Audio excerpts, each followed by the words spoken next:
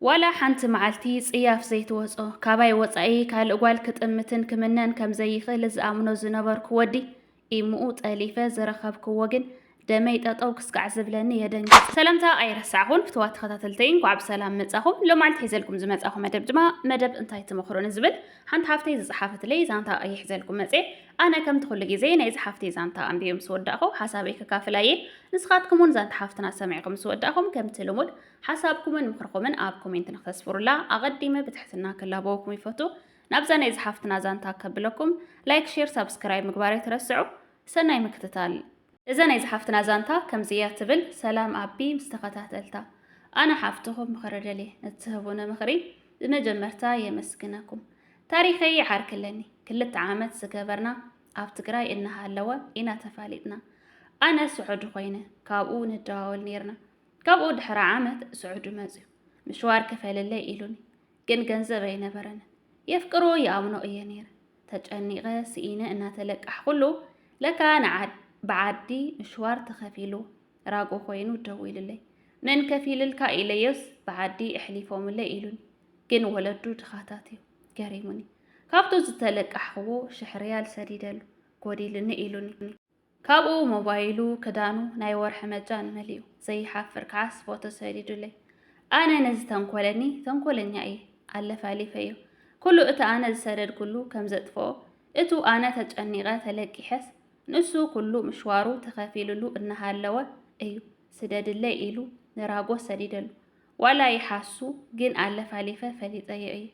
كابو سعوداتيو نداولينا دارقا وعيلنا نحاتر فكا كله رسيعة باللبيك عامينيو أفكيريو ملكعو قمانو قنجيو ملحاسو خعا حماغي وصل ولا يصرفو نخلو قويتاي إن بيتي راح يزبل كابو كرش سداد اللي يبلن أي بالليل يبلو جزا يسرح نيرأيه جن مجان انت وديو مجان يملئ إنا تداولنا يساتيو إتو مسؤو زلو سرح يبلومن نسلا سرح يبلون كابي يمسو يتحساس بنانيو أبوارح حاموش سميتي ويتحتيو حلف إليه بومبر منم سرح يبلون جن تاتأجي ما يبل إنا تداولنا جن يساتيو فوتوتاتنا ميديا شيري قبرو مالتي حاردو تقوصات إيرويو وي سلز تخدنو سلز بلعو حارغة زي كونكوسي نات أيويلة سلز تمنخوو تأمينات أقيمنا أنا بلني أنا جزاك السرح كابسة بنات لك أحقو النار آينس كابيد أيو أمت إيوه إلى سلز قرمان إيو كاو نراغب إلوني بعد ود إلي إليو إشيلني ترح سريحك أرشخ حزنبر كود ألك إيه إلوني انت زي وديخا أين الراغبن إليو إشيلني جن أنا أي راخبن خفتنو إيه يفكروا إيه جن كن الراخب أيدلن أب سعودي كل خناتاتو سلزت أرات أرني إموت أليفة يكابو يجانجن مس بزحات أقوالات رخيبة أب سعود زلوان أب عد زلوان جن نورمال سلام تايو أي دنجزن كاب كله زا دنجزني شجر ماما نختل دليل مثلني كبس جانجن أب تقراي جزات خاريلا زنبرة بحالت جزا خراي كم زي تخفلو كشنا فتفيتا إنا بلعت كدانو خدينا زنايلو زنبر مخانو إتا سبيتي كنداي تخون بعد تحادار قوالا زلاتا بقمت بعصرت شوعات عدمت عابيو سبيتو مخانا الرقاقيزة سرحو كاب إيدنا بقافي نيرو كن كل نقرو كم تمالئلو الرقاقيزة بمنتاي كم زي الرقاقيزكو كنقركم أب إيمو زواقعو ريكاردوم معاز يدعاولو اندعي بزح ساعات زواقعلو ستوري رخيبة معات بعالقة فوتو فيديو ريكارد رخيبة نسو زلا أخلا ناباي اللي يخلي زي يفلت أنا أب سرحي أب كبري يفلت أني أي دفرن بسروكم وززارب أي مسلن النيرو دنجيزة نعو كي نقركو بفوتا أغيرة تخاريلو زنابرا مندر نعو ألفة أليفة حاتي رخيبية كله حاكي أب سلستورحي الرقاقيزة كابو معاز يدعاولو تعذيبه نقوه أنا مسدق أسكو إتو مشوار نيمن زسددتلو نسامو خانا فليدة أبو رخيبة إتو مشارف كن من يسدلو اندعي يموت رحية أليفة كالا يتألفكن دحارجن سميع إيوا حق نقرن إليوس حاسوتيو كمدئية زريعة قباري تصبغية نمنتاي تأمنيو أديك فكريلو كتسلاليلو كين ولا زبل كبلني كتصبيك إيه بعده ودقلك إيه يفكرك إيه يبلن ስራሕ ምን መይብሉን ኣይረክብን ቅርሺ ኣይሰድድን ኢለዮ ኣቋሪፀ እየ ኣብ መኻን እየ ምንም ኣይብለንን ትግራይ እንተተመሊሱ ናብኣ ክምለሳ እዩ ዝብል ፍርሐ ኣለኒ ምእማን ኣብየ እዩ ኣነ እንታ ክገብር ዋላ እንተ ዝውዕሎስ ሕሉፍ ህይወት ኣየገድስን ከዓ ይብለኒ በቃ ካባኸ እንተተፈልየ እንተጠሊምክኒ ክነብር ኣይደልን ብጀካኺ ዝተመነኽዋ ዘፍቀርክዋ ጓል ንሓዳር ዝደልያ ጓል የላን ይብለኒ እና መሓለ ንዓኺ ኢለየ መፅየ ይብለኒ እሞ ኣትየ ግን ድዋል ይጸንሐኒ ዝገበርክ እንተገበርኪ ኩሉ ዝደለኽ ሕተትኒ የፍቅረክ እየ መስዋእቲ ክኸፍለልክ እየ እናበለ ስልክ እንተዓጽየዮ ዋላ ክዓብድ ይብል መሻርፈይ ተኣኪበ ገዛይ ኣስሪሐ ወዲየ እየ ዓደይ ኣትየ ሓዳራይ ክገብር እየ ዝምነ እንታይ ክውስን ጨኒቑኒ ኣማኽሩኒ ጽሑፍ ኣብዚ ሕልኪ ኣቤ ሓፍተይ ይቅርታ ቀጽልሉ ብጣዕሚ እየ ዘድንቐኪ ዝፈትወኪ ጓል ዓደይ ምቅርተይ ይቐኒየለይ ዝሓፍተይ ካብዚ ናይ ዝወድስ ተዓዘብ ኩሉ ባህርያታት ክነግረክሞ ኣብ መወዳእታ ከዓ ትውስን እዩ ዝግበአክ ውሳነታት ከም መኸረክ ከም ትኩሉ ግዜ ቀዳማይ ካብዚ ናይ ዝወድስ ተዓዘብ ኩሉ ባህርያት ሓዳር ክገብር ይደሊ እየ ምሳኺ ንሓዳር እየ ዝመርፀክ ክብለክ ከሎ ሓሲቡ እውን ከምኡ ክብለክ ይኽእል ብሓቂ እውን ከምኡ ክብለክ ይኽእል ብሓቂ ምሳኺ ሓዳር ክምስረት እውን ይደሊ ይኸውን ምሳኺ ንሓዳር ክምስረት ሓዳር ንኸመስረት ምድላይ እዩ ማለት ብሓቂ እዩ ዝዛረበክ ዝህሉ ኢለ ዝገመት ኩሉ ቀንዲ ምክንያተይ እዚ ወዲ እንድሕር ደኣ እዚ ዘለዎ ሕማቕ ተግባር ብዓይኒ ሕብረተሰብና ዝፍለጥ ኮይኑ ከምዚ ፅሒፍክዮ ዘለኸ እዚ ወዲ ከምኡ ዓይነት ተግባር ከም ዘለዎ ኣጸሊሞምን እዮም ኢሉ ከም ዝተዛረበኪ ኢኺ ፅሒፍክ ዘለኺ ስለዚ ብሰብ ከምኡ ከም ዝበሃል ከምኡ ዓይነት ተግባሩ ብሰባት ከም ዝተፈለጠ ሓደ ምስክር እዩ ስለዚ እዚ ወዲ ከምዚ ዓይነት ዝወረደ ሽም እንድሕር ደኣ ሃልይዎ ብዓይኒ ሕብረተሰብና እንታይ ዓይነት ተፅዕኖ ክወርዶ ይኽእል እንታይ ዓይነት ሽም ክህልዎ ይኽእል ይፈልጥ እዩ ይሰምዕ እውን ነይሩ ይኸውን እዩ ስለዚ እዚ ወዲ እዚ ከምዚ ዓይነት ሽሙ እንድሕር ደኣ ንሱ ሲንግል ኮይኑ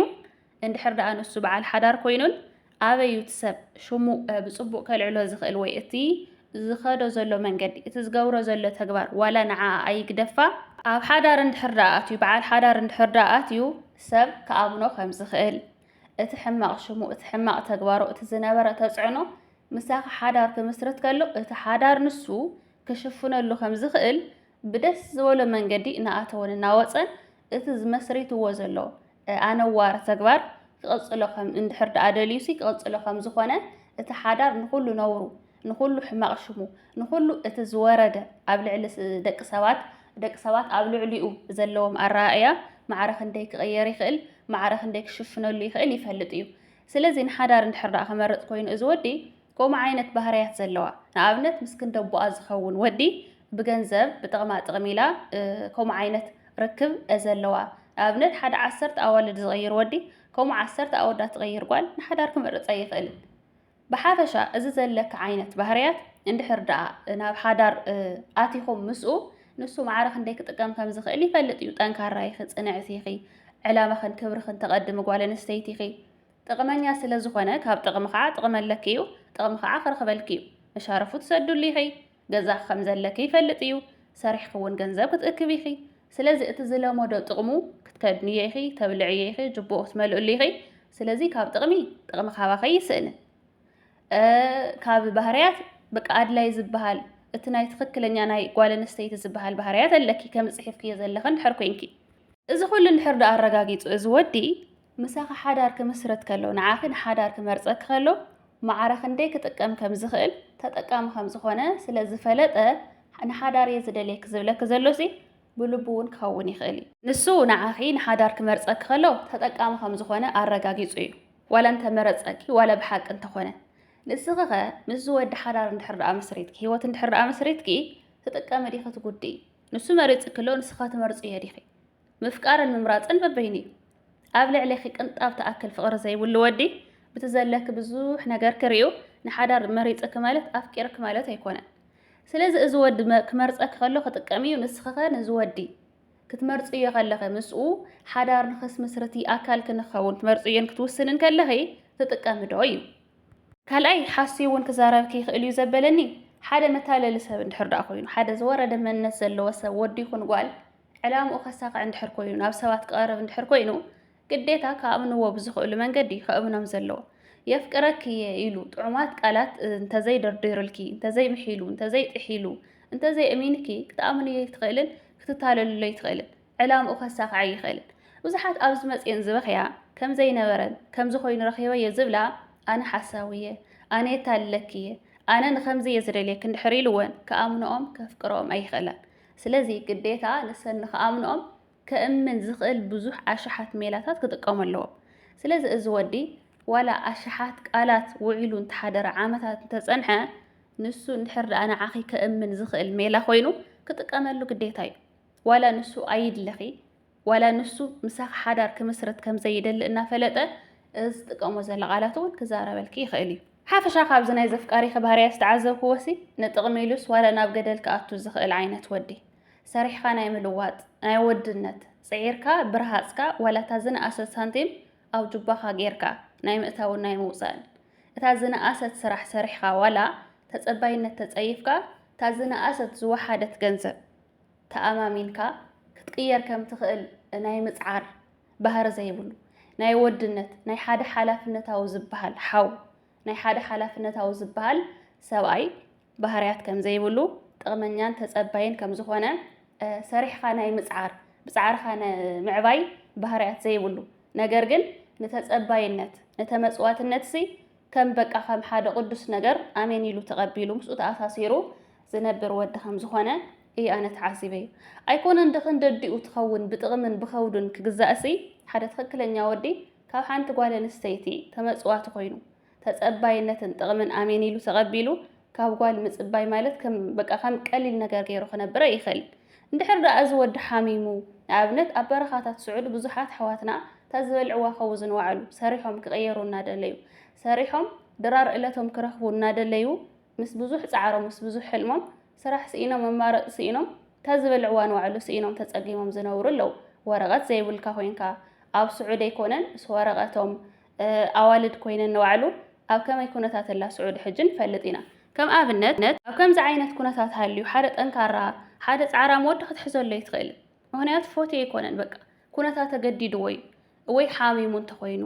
ወይ ተፀጊሙ እንተኮይኑ ወይ ብሓፈሻ ኣብ ዝተፈላለየ ኣጋጣሚታት ወዲቑ እንተኮይኑ ትርድአሉ ትኽእል ኢኻ ዋላ ኣነ ተረድአሉ ምበልክኹ ነይረ እዚ ወዲ ግን ስዑድ መፅኡ ስራሕ ስኢኑ እዩ እምበር ኣብ ዓዲ ይፅዕር ነይሩ ይኸይንብሎ